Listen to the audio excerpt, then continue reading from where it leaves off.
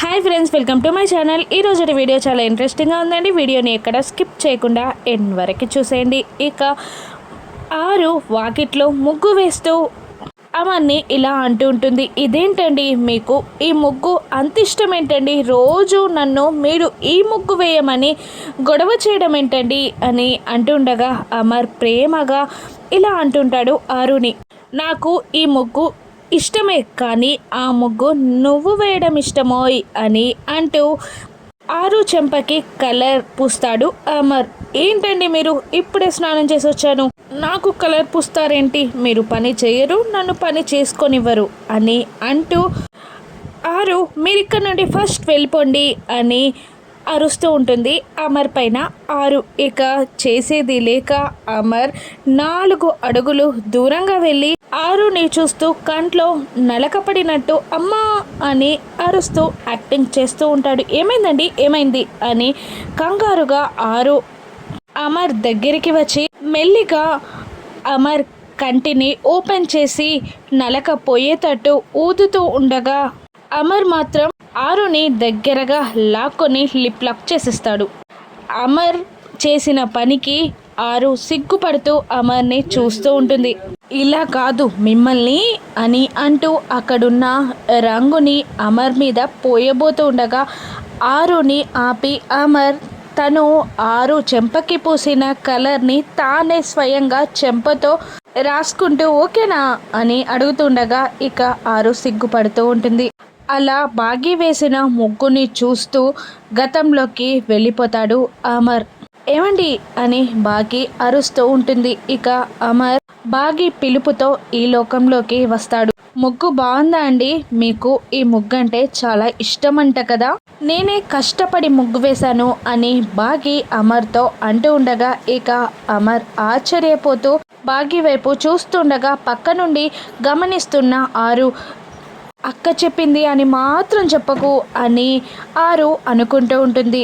ఈ ముగ్గు నాకు ఇష్టమని నీకెవరు చెప్పారు అని అమర్ బాగిని అడగగానే అక్క చెప్పింది అని బాగి అనేస్తుంది. ఇక అక్కెవరు అని అమర్ అడుగుతుండగా నాకుంది ఒకే ఒక అక్క, పక్కింటావిడ అని అని బాగి చెప్పగానే ఈ ముగ్గు నాకు ఇష్టమని ఆరుకి తప్ప ఎవరికీ తెలియదు, ఆవిడకి ఎలా తెలుసు అని అమర్ అనగానే అక్క ముగ్గు వేస్తున్నప్పుడు తను చూసిందంట, నాకు చెప్పింది అని బాగి అంటుంటుంది.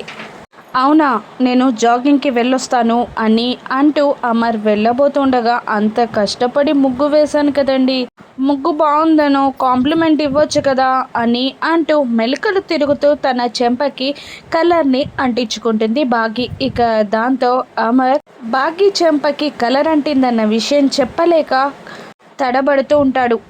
ఏ లూజ్, నీ బాడీలో ఏమైనా స్ప్రింగ్స్ ఉన్నాయా అని అంటూ అది అని అంటుంటాడు అమర్. ఏమైందండి అని అడుగుతూ ఉండగా ఇక నీ చెంపకి అని అంటుంటాడు అమర్. అందమే కదండి, అది తుడుచుకున్నా పోదు, నేను అంత అందంగా ఉన్నానా అని బాగి వయ్యారాలన్నీ ఒలకబోస్తుండగా ఏ లూజ్, చెంపకి కలర్ అంటిందని చెప్తున్నాను, తుడుచుకో అని అంటూ అమర్ వెళ్ళబోతుండగా ఏమండి ఆగండి, గుళ్ళో కంట్లో నలకపడితే తీశారు కదండి, ఇప్పుడు కూడా మీరే తొడవచ్చు కదా అని అమర్ని అడ్డుకుంటూ ఉంటుంది. నన్ను వెళ్ళనివ్వు అని అమర్ వెళ్తుండగా ప్లీజ్ అండి అని బాగి అడుగుతూ ఉంటుంది. ఇక చేసేది లేక అమర్ దగ్గరికి వచ్చి బాగిని చూస్తుండగా ఆరు ఊహల్లోకి వెళ్ళిపోతుంది. తన చెంపకి కలర్ తుడిచినట్టే అమర్ కూడా బాగి చెంపకి అమర్ తన చెంపని ఆనించి కలర్ తుడుస్తాడేమో అని టెన్షన్ పడుతుండగా అమర్ మాత్రం చేయితో బాగి చేతి చెంపకి అంటుకున్న కలర్ని తుడుస్తాడు. ముగ్గు బాగుంది అని అంటూ కాంప్లిమెంట్ ఇవ్వగానే ఇక చాలా సంతోషపడుతూ యాహూ అని అరుస్తూ ఉంటుంది బాగి. ఇక పక్కన దాక్కున్న ఆరుని బాగి కనిపెట్టి అక్క అని పిలుస్తుంది. ఇక నేనిక్కడున్నట్టు నీకెలా తెలుసు మిస్ అమ్మా అని అడుగుతూ ఉంటుంది ఆరు. నీ చీర కొంగు పట్టించిందక్క అని అంటూ సిగ్గుపడుతూ ఉంటుంది బాగి. మీకు ఆయనంటే భయం కదక్క, అందుకే దాక్కుంటారు కదా అని బాగి ఆరుని క్వశ్చన్ చేస్తుండగా అవును అవును అని ఆరు అంటూ ఉంటుంది. తాళి కట్టించుకున్న నాకే ఆయన అంటే భయం, మీకు భయం ఉండడంలో తప్పేమీ లేదు అని అంటూ ఉంటుంది బాగి ఆరుని. ఇక అప్పుడే ప్రకృతి విలయ తాండవం చేయడం మొదలు పెడుతుంది. దట్టమైన మేఘాలు ఆకాశంలో కమ్ముకుంటాయి, చెట్లు బలంగా ఊగుతూ ఉంటాయి, గాలి వేగంగా వీస్తూ ఉంటుంది. అది గమనించిన ఆరు ఘోర పూజని మొదలు పెట్టినట్టున్నాడు అని అనుకుంటూ కంగారు పడుతూ ఉంటుంది. ఇక వెంటనే బాగి ఆరుని ఏమైందక్క అంత షివర్ అవుతున్నావు, ఎనీ ప్రాబ్లం అని బాగి అడుగుతుండగా ఏం లేదు అని అంటూనే పిల్లల్ని ప్రేమగా చూసుకో మిస్సమ్మ, తల్లి లేని లోటు పిల్లలకి ఎప్పుడు కనిపించకుండా వాళ్ళని చూసుకో, అత్తయ్య మామయ్యలతో ప్రేమగా మెలుగు, వాళ్ళని జాగ్రత్తగా చూసుకో.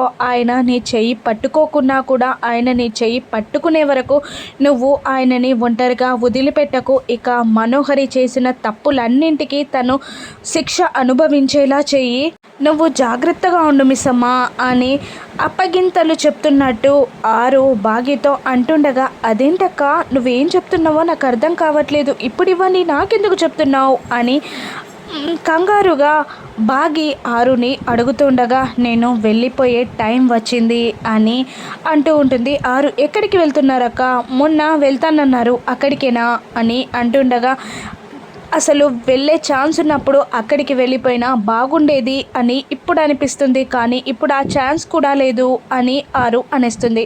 మరి ఇంకెక్కడికి వెళ్తున్నారక్క అని బాగి మళ్ళీ ఆరుని అడుగుతుండగా చీకట్లోకి, శూన్యంలోకి, అంధకారంలోకి అని ఆరు అంటుంటుంది. అదేంటక్క మీరు చెప్పేది నాకేం అర్థం కావట్లేదు, అయినా మీకు వెళ్ళడం ఇష్టం లేదు కదా, నేను ఒక పని చేయనా, నేను మాట్లాడి చూడనా అని బాగి ఎక్సైటింగ్గా అడుగుతుండగా నువ్వు చేసే ప్రయత్నం నువ్వు చేసావు మిస్సమ్మ, కానీ ఫలితం లేకుండా పోయింది, నేను వెళ్ళాల్సిన టైం వచ్చేసింది అని బాధగా ఆరు బాగితో మాట్లాడుతూ ఉండగా వెళ్ళిపోతున్నారు కదక్క, ఒక్కసారి మిమ్మల్ని హక్ చేసుకోనా అని అడుగుతూ ఉంటుంది బాగి.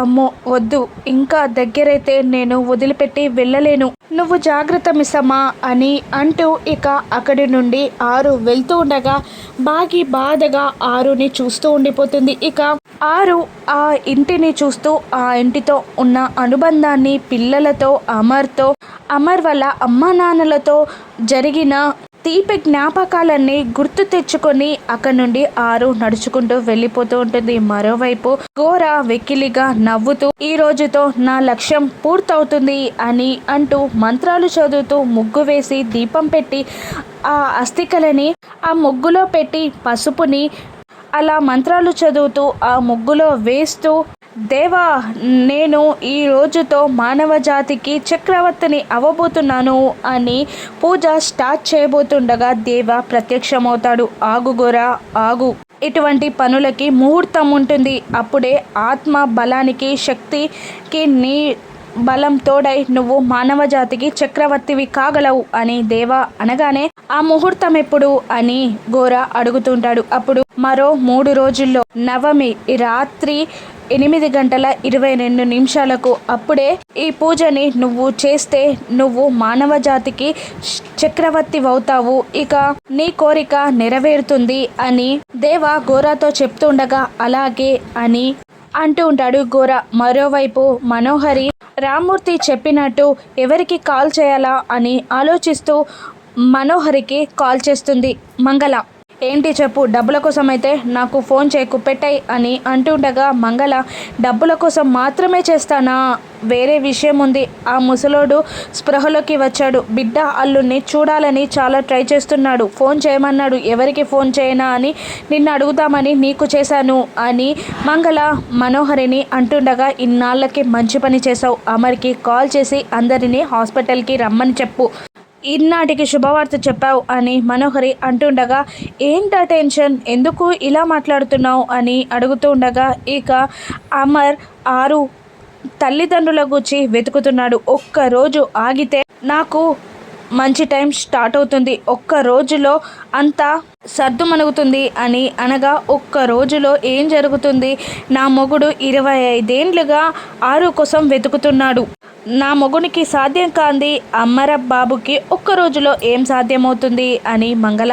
అడుగుతుండగా, అమర్ని అంత చిన్నగా అంచనా వేయకు. అమర్ తలుచుకుంటే ఏదైనా చేయగలడు. ఆరుని చంపింది నేను కాబట్టి నేను ఇంకా ప్రాణాలతో బతికున్నాను. నా అదృష్టం వచ్చి తప్పించుకుంటున్నాను. లేదంటే వేరే వాళ్ళైతే ఈ పాటికి చావుని రుచి చూపించేవాడు. అమర్ ముందుగా అమర్కి ఫోన్ చేయి అని అంటూ ఉంటుంది మనోహరి మంగళతో. సరే అలాగే అని కాల్ కట్ చేస్తుంది. ఇక గార్డెన్లో బాధగా కూర్చొని ఉంటుంది ఆరు. ఇక ఆ 3 రోజుల్లో అమర్ బాకీ కలిసి గోరా నుండి ఆ అస్థికలని సంపాదిస్తారా? ఇక అమర్ కుటుంబం మొత్తం హాస్పిటల్కి వెళ్ళనున్నారా? ఒకే హాస్పిటల్లో ఉన్న సరస్వతి మేడంని, రామ్మూర్తిని ఇద్దరిని కలిసి రామ్మూర్తియే ఆరు తల్లిదండ్రులు అని అమర్ తెలుసుకోనున్నాడా?